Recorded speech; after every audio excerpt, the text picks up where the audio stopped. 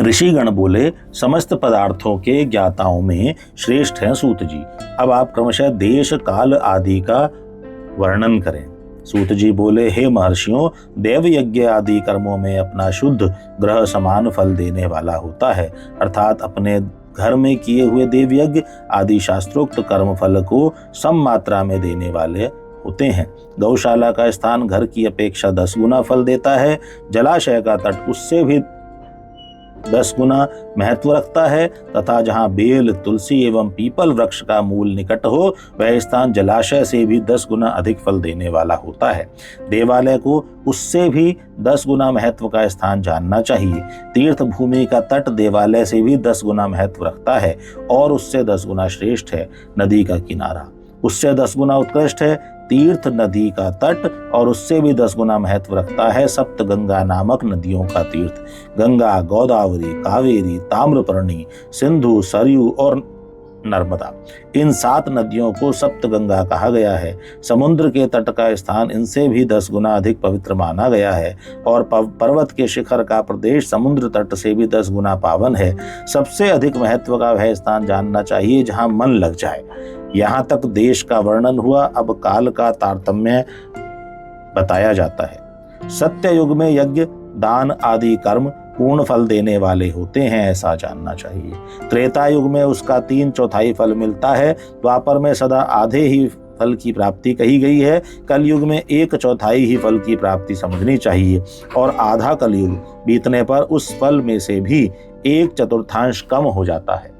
शुद्ध अंतःकरण वाले पुरुष को शुद्ध एवं पवित्र दिन सम फल देने वाले होते हैं। हे विद्वान ब्राह्मणों, सूर्य संक्रांति के दिन किया हुआ सत्कर्म पूर्वोक्त शुद्ध दिन की अपेक्षा 10 गुना फल देने वाला होता है, यह जानना चाहिए।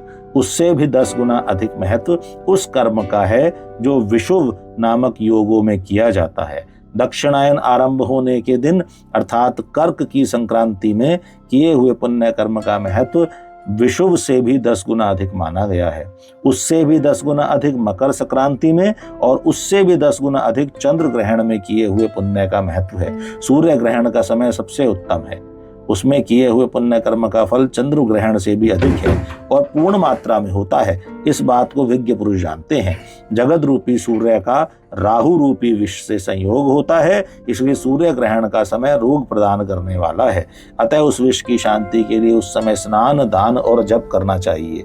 वह काल विष की शांति के लिए उपयोगी होने के कारण पुण्यप्रद माना गया है। जन्म नक्षत्र के दिन तथा व्रत की पूर्ति के दिन का समय सूर्य ग्रहण के समान ही समझा जाता है, परंतु महापुरुषों के संग का काल करोड़ों सूर्य ग्रहण के समान पावन है, ऐसा ज्ञानी पुरुष मानते हैं। तपोनिष्ठ योगी और ज्ञाननिष्ठ यति ये पूजा के पात्र हैं, क्योंकि ये पापों के नाश में कारण होते हैं। जिसने 24 लाख गायत्री का जप कर लिया हो वह ब्राह्मण भी पूजा का पात्र है। उसका पूजन संपूर्ण फलों और भोगों को देने में समर्थ है। जो पतन से त्राण करता अर्थात नरक में गिरने से बचाता है, उसके लिए किसी गुण के कारण शास्त्र में पात्र शब्द का प्रयोग होता है। वह दाता को पाप से त्राण प्रदान करने के कारण पात्र कहलाता है। गायत्री अपना गान करने वाले का अधोगति से त्राण करती है, इसलिए वह गायत्री कहलाती है। जैसे इस लोक में जो धनहीन है वह दूसरे को धन नहीं दे सकता, जो यहाँ धनवान है वही दूसरे को धन दे सकता है। उसी तरह जो स्वयं शुद्ध और पवित्र आत्मा है वही दूसरे मनुष्यों का त्राण या उद्धार कर सकता है। जो गायत्री का जप करके शुद्ध हो गया है वही शुद्ध ब्राह्मण कहा जाता है। इसलिए दान, जप, होम, पूजा इन सभी कर्मों के लिए वही शुद्ध पात्र है। ऐसा ब्राह्मण ही दान लेने तथा रक्षा करने की पात्रता रखता है। स्त्री हो या पुरुष, जो भी भूखा हो वही अन्न दान का पात्र है। श्रेष्ठ ब्राह्मण को समय पर बुलाकर उसे धन अथवा उत्तम वाणी से संतुष्ट करना चाहिए। इससे अभिष्ट फल की प्राप्ति होती है। जिसको जिस वस्तु की इच्छा हो उसे वह वस्तु बिना मांगे ही दे दी जाए तो दाता को उस दान का पूरा पूरा फल प्राप्त होता है। ऐसी महर्षियों की मान्यता है। जो याचना करने के बाद दिया गया हो वह दान आधा ही फल देने वाला बताया गया है। अपने सेवक को दिया हुआ दान 1/4 फल देने वाला कहा गया है। हे विप्रवरो, जो जाति मात्र से ब्राह्मण है और दीनता पूर्ण वृत्ति से जीवन बिताता है, उसे दिया हुआ धन का दान दाता को इस भूतल पर 10 वर्षों तक भोग प्रदान करने वाला होता है। वही दान यदि वेद वेत्ता ब्राह्मण को दिया जाए तो वह स्वर्ग लोक में देवताओं के 10 वर्षों तक दिव्य भोग देने वाला होता है। गायत्री जापक ब्राह्मण को दान देने से सत्यलोक में 10 वर्षों तक पुण्य भोग प्राप्त होता है और विष्णु भक्त ब्राह्मण को दिया गया दान वैकुंठ की प्राप्ति कराने वाला जाना जाता है। शिव भक्त विप्र को दिया हुआ दान कैलाश की प्राप्ति कराने वाला कहा गया है। इस प्रकार सबको इन लोकों में भोग प्राप्ति के लिए दान देना चाहिए। रविवार के दिन ब्राह्मण को दशांग अन्न देने वाला मनुष्य दूसरे जन्म में 10 वर्षों तक निरोग रहता है। बहुत सम्मान पूर्वक बुलाना, अभ्यंग, चंदन आदि, पाद सेवन, वस्त्र गंध आदि से पूजन, घी के मालपुए आदि सुंदर भोजन, छहो रस व्यंजन, दक्षिणा सहित तांबूल नमस्कार और जाते समय अनुगमन, ये अन्नदान के 10 अंग कहे गए हैं। 10 ब्राह्मणों को रविवार के दिन दशांग अन्न का दान करने वाला 100 वर्ष तक निरोग रहता है। सोमवार आदि विभिन्न वारों में अन्नदान का फल उन वारों के अनुसार दूसरे जन्म में इस पृथ्वी लोक में प्राप्त होता है, ऐसा जानना चाहिए। 7 वारों में 10-10 ब्राह्मणों को दशांग अन्नदान करने से 100 वर्ष तक आरोग्य आदि फल प्राप्त होते हैं। इस प्रकार रविवार के दिन ब्राह्मणों को अन्नदान करने वाला मनुष्य 1000 वर्षों तक शिवलोक में आरोग्य लाभ करता है। इसी प्रकार 1000 ब्राह्मणों को अन्नदान करके मनुष्य 10,000 वर्षों तक आरोग्य भोग सकता है। विद्वान को सोमवार आदि दिनों के विषय में भी ऐसा ही जानना चाहिए। रविवार को गायत्री जप से पवित्र अंतःकरण वाले 1000 ब्राह्मणों को अन्नदान करके मनुष्य सत्यलोक में आरोग्य आदि भोगों को प्राप्त करता है। इसी प्रकार 10,000 ब्राह्मणों को दान देने से विष्णु लोक में ऐसी प्राप्ति होती है और 1-1 लाख ब्राह्मणों को अन्नदान करने से रुद्र लोक में भोगादि की प्राप्ति होती है। विद्या की कामना वाले मनुष्यों को ब्रह्म बुद्धि से बालकों को दशांग अन्न का दान करना चाहिए। पुत्र की कामना वाले लोगों को विष्णु बुद्धि से युवकों को दान करना चाहिए और ज्ञान प्राप्ति की इच्छा वालों को रुद्र बुद्धि से वृद्ध जनों को दान करना चाहिए। इसी प्रकार बुद्धि की कामना करने वाले श्रेष्ठ मनुष्यों को सरस्वती बुद्धि से बालिकाओं को दशांग अन्न का दान करना चाहिए। सुख भोग की कामना वाले श्रेष्ठ जनों को लक्ष्मी बुद्धि से युवतियों को दान देना चाहिए। आत्मज्ञान की इच्छा वाले लोगों को पार्वती बुद्धि से वृद्धा स्त्रियों को अन्न दान करना चाहिए। ब्राह्मण के लिए शील तथा उच्च वृत्ति से लाया हुआ और गुरुदक्षिणा में प्राप्त हुआ अन्न धन शुद्ध द्रव्य कहलाता है। उसका दान दाताओं को पूर्ण फल देने वाला बताया गया है। शुद्ध, शुक्ल, प्रतिग्रह दान में मिला हुआ द्रव्य मध्यम द्रव्य कहा जाता है और खेती व्यापार आदि से प्राप्त धन अधम द्रव्य कहा जाता है। क्षत्रियों का शौर्य से कमाया हुआ, वैश्यों का व्यापार से कमाया हुआ और शूद्रों का सेवा वृत्ति से प्राप्त किया हुआ धन भी उत्तम द्रव्य कहलाता है।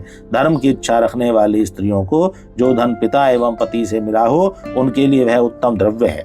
गौ आदि 12 वस्तुओं का चैत्र आदि 12 महीनों में क्रमशः दान करना चाहिए अथवा किसी पुण्य काल में एकत्रित करके अपनी अभिष्ट प्राप्ति के लिए इनका दान करना चाहिए। गौ, भूमि, तिल, सुवर्ण, घी, वस्त्र, धान्य, गुड़, चांदी, नमक, कोहड़ा और कन्या, यही वे 12 वस्तुएं हैं। गौदान में दी हुई गाय के उपकारी गोबर से धन धान्य आदि ठोस पदार्थों के आश्रय से टिके पापों का नाश होता है और उसके गौमूत्र से जल, तेल आदि तरल पदार्थों में रहने वाले पापों का नाश होता है। उसके दूध, दही और घी से कायिक, वाचिक तथा मानसिक तीनों प्रकार के पाप नष्ट हो जाते हैं। उनसे कायिक आदि पुण्य कर्मों की पुष्टि भी होती है। ऐसा बुद्धिमान मनुष्य को जानना चाहिए। हे ब्राह्मणों, भूमि का दान इहलोक और परलोक में प्रतिष्ठा, आश्रय की प्राप्ति कराने वाला है। तिल का दान बलवर्धक एवं मृत्यु का निवारक कहा गया है। सुवर्ण का दान जठराग्नि को बढ़ाने वाला तथा वीर्यदायक है। घी के दान को पुष्टिकारक जानना चाहिए। वस्त्र का दान आयु की वृद्धि कराने वाला है, ऐसा जानना चाहिए। धान्य का दान अन्न की समृद्धि के कारण होता है। गुण का दान मधुर भोजन की प्राप्ति कराने वाला होता है। चांदी के दान से वीर्य की वृद्धि होती है। लवण का दान षड्रस भोजन की प्राप्ति कराता है। सब प्रकार का दान संपूर्ण समृद्धि की सिद्धि के लिए होता है। विज्ञ पुरुष कुष्मांड के दान को पुष्टिदायक मानते हैं। कन्या का दान आजीवन भोग देने वाला कहा गया है। हे ब्राह्मणों, वह लोक और परलोक में भी संपूर्ण भोगों की प्राप्ति कराने वाला है। कटहल, आम, कैथ आदि वृक्षों के फल, केला आदि औषधियों के फल तथा जो फल लता एवं गुल्मों से उत्पन्न हुए हों, मुष्ट आवरण युक्त फल जैसे नारियल, बादाम आदि, उड़द, मूंग आदि दालें, शाक, मिर्च, सरसों आदि तेल मसाले और ऋतुओं में तैयार होने वाले फल समय समय पर बुद्धिमान व्यक्ति द्वारा दान किए जाने चाहिए। विद्वान पुरुष को चाहिए कि जिन वस्तुओं से श्रवण आदि इंद्रियों की प्राप्ति होती हो उनका सदा दान करें। श्रोत्र आदि इंद्रियों के जो शब्द आदि 10 विषय हैं उनका दान किया जाए तो वे भोगों की प्राप्ति कराते हैं तथा दिशा आदि इंद्रिय देवताओं को संतुष्ट करते हैं। वेद और शास्त्र को गुरु मुख से ग्रहण करके गुरु के उपदेश से अथवा स्वयं ही बोध प्राप्त करने के पश्चात जो बुद्धि का यह निश्चय होता है कि कर्मों का फल अवश्य मिलता है, इसी को उच्च कोटि की आसक्ति कहा गया है। आस्तिकता कहते हैं। भाई, बंधु अथवा राजा के भय से जो आस्तिकता, बुद्धि या श्रद्धा होती है वह कनिष्ठ श्रेणियों की आस्तिकता है। जो सर्वथा दरिद्र है, जिसके पास सभी वस्तुओं का अभाव है, वह वाणी अथवा कर्म शरीर द्वारा यजन करे। मंत्र, स्तोत्र और जप आदि को वाणी द्वारा किया गया यजन समझना चाहिए तथा तीर्थ यात्रा और व्रत आदि को विद्वान पुरुष शारीरिक यजन मानते हैं। जिस किसी भी उपाय से थोड़ा हो या बहुत देवतार्पण बुद्धि से जो कुछ भी दिया अथवा किया जाए वह दान या सत्कर्म भोगों की प्राप्ति कराने में समर्थ होता है। तपस्या और दान, ये 2 कर्म मनुष्य को सदा करने चाहिए तथा ऐसे ग्रह का दान करना चाहिए जो अपने वर्ण, चमक दमक या सफाई और गुण, सुख सुविधा से सुशोभित हो। बुद्धिमान पुरुष देवताओं की तृप्ति के लिए जो कुछ देते हैं वह अतिशय मात्रा में और सब प्रकार के भोग प्रदान करने वाला होता है। उस दान से विद्वान पुरुष इहलोक और परलोक में उत्तम जन्म और सदा सुलभ होने वाला भोग पाता है।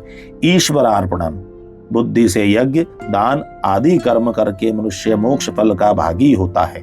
जो मनुष्य इस अध्याय का सदा पाठ अथवा श्रवण करता है उसे धार्मिक बुद्धि प्राप्त होती है तथा उसमें ज्ञान का उदय होता है।